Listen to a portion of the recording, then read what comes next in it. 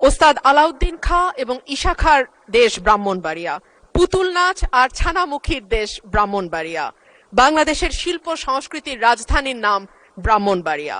পরবর্তী বক্তা মাননীয় সদস্য রুমিন ফারহানা, ব্রাহ্মণবাড়িয়া 2। মাননীয় স্পিকার, আপনাকে ধন্যবাদ। মাননীয় স্পিকার, মেঘনা আর তিতাসের পাশের ব্রাহ্মণবাড়িয়া, ওস্তাদ আলাউদ্দিন খাঁ এবং ঈশা খাঁর দেশ ব্রাহ্মণবাড়িয়া, পুতুল নাচ আর ছানামুখীর দেশ ব্রাহ্মণবাড়িয়া, বাংলাদেশের শিল্প সংস্কৃতির রাজধানীর নাম ব্রাহ্মণবাড়িয়া। মাননীয় স্পিকার, একদিকে যেমন এখানে বাউল গান হয়, কীর্তন হয়, ওয়াজ হয়, এমন অপূর্ব ধর্ম বর্ণ সংস্কৃতির মিলন মেলা বাংলাদেশের আর কোথাও হয় কিনা আমি জানা নাই।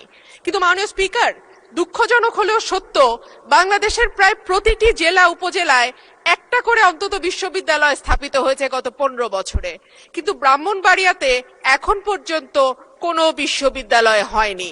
মাননীয় স্পিকার, আপনার মাধ্যমে আমার সংসদে আবেদন থাকবে ব্রাহ্মণবাড়িয়া জেলায় একটা বিশ্ববিদ্যালয় স্থাপন করা হোক এবং ব্রাহ্মণবাড়িয়ায় যে 33 লক্ষ মানুষ, তাদের লেখাপড়ার অগ্রগতির জন্য একটি বিশ্ববিদ্যালয় আবশ্যক। জনাব মোহাম্মদ রাশেদুল ইসলাম রাশেদ,